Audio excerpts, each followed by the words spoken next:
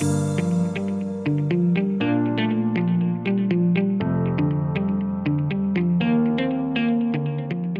Aldis podcast is brought to you by Aldis International, supplying your expert AI and digital transformation staffing needs across the US and Europe.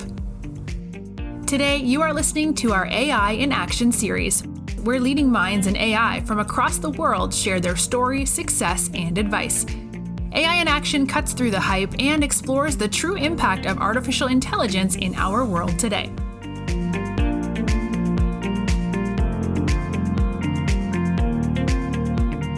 You're listening to AI in Action. I'm your host, JP Valentine. Our guest today is Steve Labkoff. Steve is the Global Head of Clinical and Health Informatics at Quantori. Steve, welcome to the show. Hey, thanks so much. Thanks for having me. So Steve, could you give us an overview of your background in technology, some of the roles you've held along the way from where you got started, and take us up to today as the Global Head of Clinical and Health Informatics for Quantori? Sure, thanks. I actually started my career in a somewhat more circuitous way. I'm actually a clinician by training, a doctor. I started my career in clinical medicine, actually learning at Temple University and doing my residency and internship at the University of Pittsburgh. And while at Pittsburgh, I really connected up with the medical informatics department. It was the very beginning of the department in those days, and got really enthralled, really dove deep on a number of programs while I was still in residency. And I even spun out a small little database company while I was there to help pay the bills at the time. After residency, I did a fellowship in cardiology. And at some point during that fellowship, I realized I really liked the informatics a lot better than patient care. And I applied for and got a fellowship in medical informatics at the Harvard and MIT program through Health Science Technology at Harvard Medical School. I worked in that program for a couple of years and was a faculty member for a couple more, and then landed at Pfizer, where I worked in their business technology group. I was the only doc who had technology training at the time and really cut my teeth in that department. Was there for a total of 13 years at Pfizer, working in various roles, mostly around technology, but eventually in some medical affairs work. Left there, did a short stint at Deloitte. Then I went into AstraZeneca and led up their strategic programs group, where I was doing technology around real-world evidence and real-world data, biomarkers, and clinical trial design and interpretation. Started those departments and got them off the ground and launched. After that, I went to a place called Intelligent Medical Objects, which does medical ontology and clinical vocabulary. And I spent a few years there. They actually had a really nice exit and they were bought. I left there when that happened. I did a short stint at Purdue Pharma. I was in medical affairs then, not so much a technology role. And then I joined from there. I became the chief data officer at the Multiple Myeloma Research Foundation in Norwalk, Connecticut.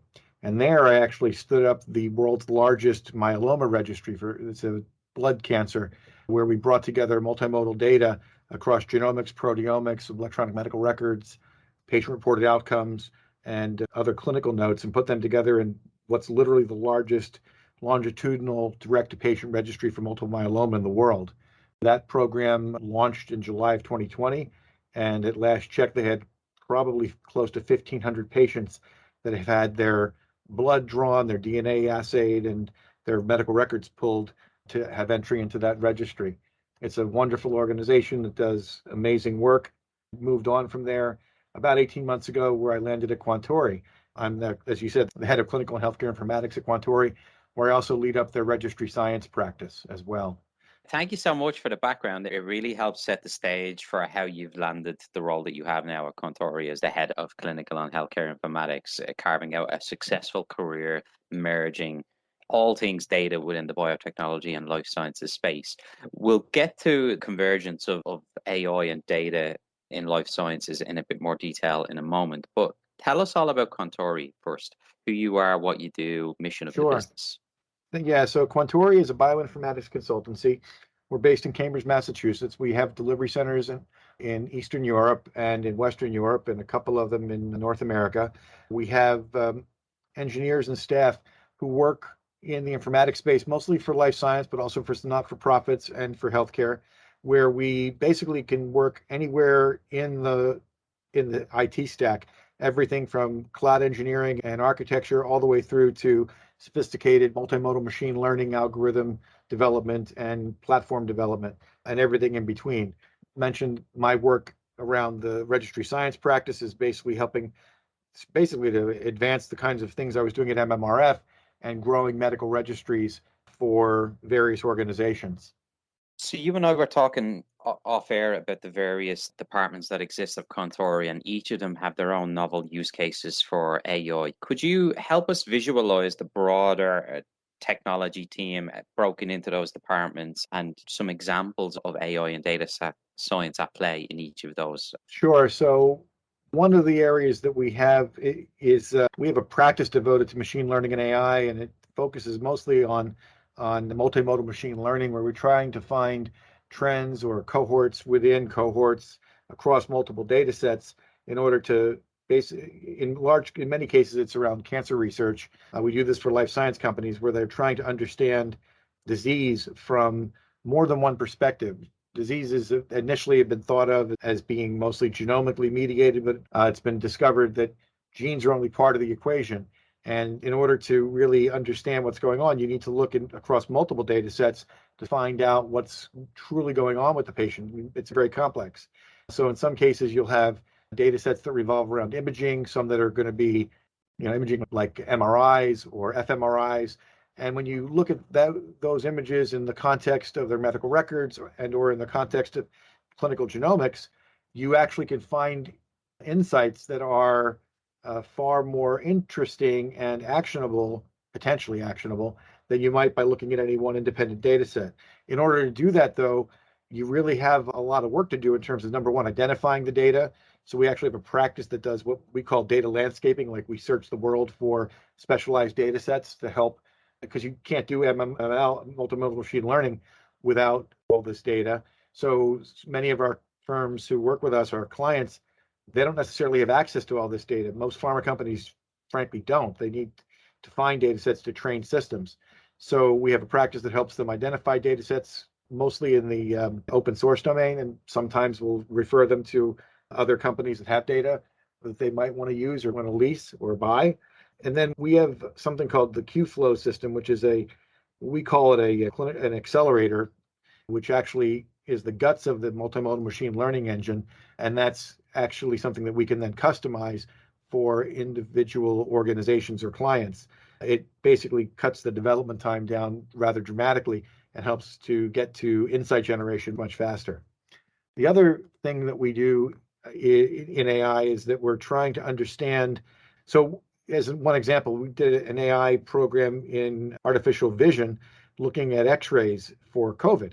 And we got a publication that went into Nature Communications a few months ago that illustrated a way to actually look at chest x-rays and actually rather accurately sort out those that were high suspect COVID from low suspect COVID versus other types of radiologic findings in that domain.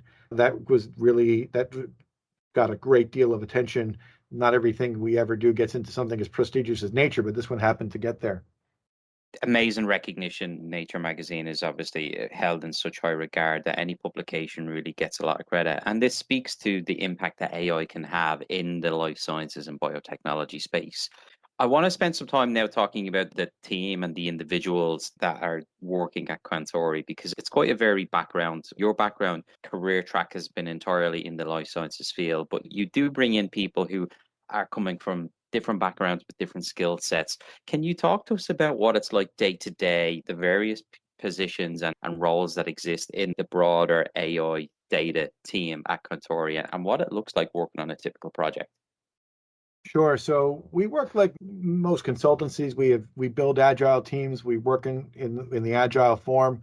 We have scrums and scrum masters, but we also in these teams we have subject matter experts who come from the various domains where we cover, not just in AI and ML, but in other areas as well, in clinical medicine, for example. And we bring those folks together in small teams, 6 to 10 people, and we work very closely with our clients to understand their requirements gathering needs and really put things into the agile process. In terms of people and their training, the folks are really up and down the line. As I said, We have everyone from clinicians and pharmacists and nurses all the way through to data science engineers or data engineers and data science experts. We have folks who are cloud architects and cloud engineers. And I could go through the whole list of our team, but that gives a bit of a snapshot. Most of the time, we have folks who are either at the master's level, and in many cases, the PhD, or what I call terminal degree level. Terminal degree would be a PharmD, an MD, PhD level, graduate school level. So we have a fairly large number of those folks, as well as these really technically astute folks who have trained at some of the top universities in Europe. You are listening to the Aldis Podcast. When you're looking to scale your team, or if you are interested in showcasing your company in a future episode, reach out today. Or if you're in the market for a new role, visit our website to view open positions, www.aldis.com. Steve, one thing we didn't cover just yet in enough detail, which I think warrants a point from yourself, is the work you're doing within registry sciences. First of all, can you explain what that is to people listening who are not familiar with biotech and life sciences? And then tell us why it's such an important aspect of the work you're doing at Quantori. Sure. So registry science, first of all, it's not just around life sciences. So medical registries have been around for 150 years. I think of registries as sort of a way, especially longitudinal registries, the metaphor is like a time-lapse photograph. So when you're looking at a medical problem and you're only looking at it when a patient comes in the exam room, you're only getting the smallest slice of their time and seeing the disease in that context. And even when a patient is seen in a clinical setting over the course of a few weeks in a hospital, perhaps if they're very sick, you're still getting a very thin slice of their life and seeing what's going on. A medical registry is akin to, if you ever seen these time lapses of flowers opening, it takes about a week for a flower to go from a bud all the way, like an orchid, for example, to go from a budding orchid all the way to a well-opened orchid. But if you ever looked at the flower at any one slice in time, you'd only ever see where it is at that point. And what you don't see is that in the time it takes for the flower to open, there's all kinds of dynamic changes that are happening to that flower. Likewise, in medicine, and especially in things like oncology, when you're looking at things over time and you could do it in a methodical way, you are actually able to see some of the more subtle changes that are happening in a patient's journey. Now, that could look like changes in their genome from chemotherapy. It could look like changes in their clinical status. If they're on cardiotoxic drugs, you could document how their ejection fraction might be moving down or getting worse, as well as any number of parameters. But the trick of it is to understand what's happening with this component of time. And the other part about a registry is that unlike the medical record, many people could say, oh, why don't you just look at the medical record? And the answer is actually simpler than you might think, is that the medical record, believe it or not, isn't terribly well curated. The data in a medical record is created by doctors and nurses and other clinicians, but it's not done so in a way that is for clinical research. It's being done in a way for clinical practice. And the data needs for practice and research are actually not the same. Clinical research requires highly harmonized data that is able to be looked at in a very complete way. So one of the aspects of the registry is ensuring that there's a high degree of curation and data checking and cleansing before the data is actually set to for research purposes. So as a result of that, part of the practice is not just building the infrastructure, it's also figuring out ways to do this data cleansing and then stand it all up in a system. And then at the very end, make it ready for terminal analysis where things like AI and ML could be layered on top of it. And that's really when you start to get some of the benefits of the longitudinality of these systems. You can look over time and it's at that point, but there's all this pre-work that I'm describing that people don't generally think about, but it's frankly the lion's share of the work. It turns out the AI and the ML and things like that that go on top of it, relatively speaking, are easy in comparison to solid data collection and data cleansing to get it all in a shape that's really truly usable. So that's a small snapshot of what our practice is all about. We help organizations organize what they want to do, what they're interested in, figuring out what data types they want to bring in. And at the end, when it's all done, we help them with the data analytics piece, with the artificial intelligence and machine learning practice that can be brought to bear. I mean, the nice thing about our firm is that we have close to 700 folks who can go from one part of this pipe to the next relatively seamlessly. And then at the end, we can even go as far as doing all the analytics for them. It's such an important point that you bring up, and it leads nicely into where we usually finish our interviews, which is talking about the roadmap ahead. What's next? What are you excited about? What impact do you expect to have with your team and working at Quantori? So if you could give us some insight into when you look at the next 1 to 2 years at Quantori, the work that you're doing and what you're particularly excited about for what you can accomplish at Quantori and then what that means for your customers. We're seeing some trends. And one of the trends I think we've touched on here is the concept of building multimodal databases that are analyzable from a much different perspective. It could be real world data from electronic records, merged with claims, merged with genomics, things like that, and maybe even bringing in imaging along as well.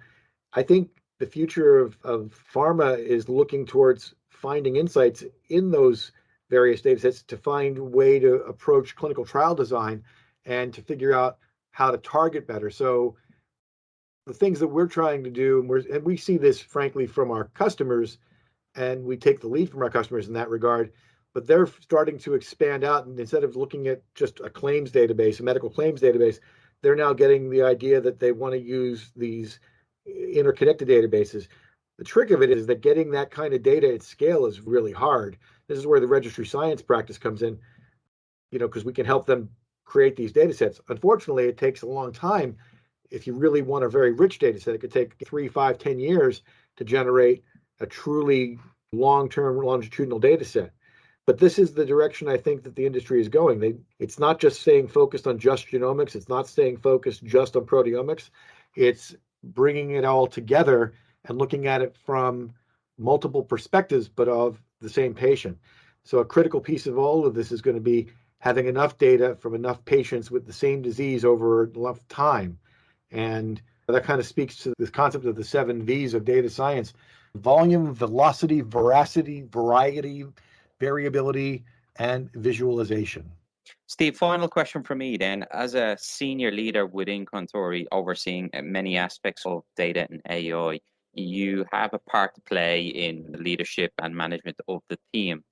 Part of that is also continuing to help grow the team and bring in talent. So when you're speaking to candidates about Quantori, the mission, the work, the impact, what is it that you tell people that gets them excited enough to join you guys over some of the other great companies trying to hire? I think at the end of the day, the thing I've really come to really appreciate with Quantori is that the senior leadership team is among the nicest and most genuine set of managers or leaders that I've encountered in recent years. It's actually the reason I joined the firm in the first place. It's a high trust environment. The folks that I try to bring on teams, I want folks there. They have to also fit the culture, the trustworthy culture and so forth, but I also want them to have more than one hat that they can wear. I look for folks who not just know data science or AI or ML. I want them to have some additional background, some other type of training that they can bring to bear that will complement their data science or AI or whatever other training that they have. It's been my experience in my career that when you have more than one perspective on a science or an area, that you think differently and you're able to bring in more perspectives. And I think the real key and the thing I really like about Quantori is that for the most part, the engineers that I've been working with and the other professionals and medical professionals, most of them have more than one area of training. And I realize that might make it seem like we're a little elitist. I don't think that's the case at all. But I do think that we are trying to find folks who actually really use their brains. They try to think about problem solving from more than one perspective at a time.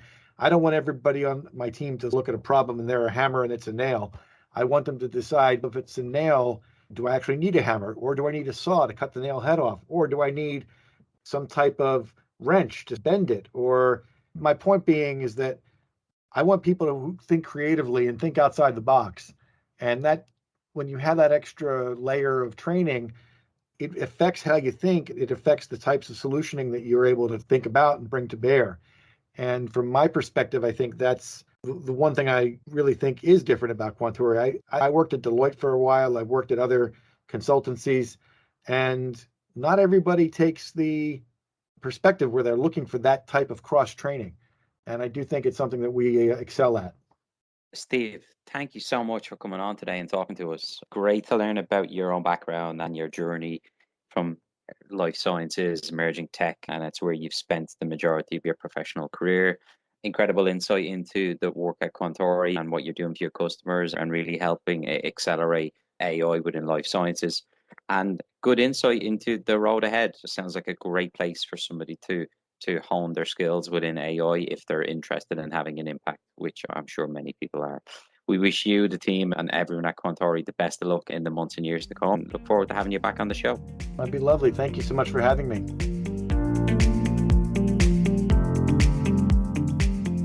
Thanks for listening to this episode of the Aldis Podcast. If you enjoyed today's episode, don't forget to subscribe, rate, and review. We are available on Apple Podcasts, Spotify, and any Android podcast of choice. You can also head over to our website, www.aldis.com, to listen to more podcasts, view our open roles, and stay up to date with industry news. Thanks for listening, and stay tuned for more great episodes coming very soon.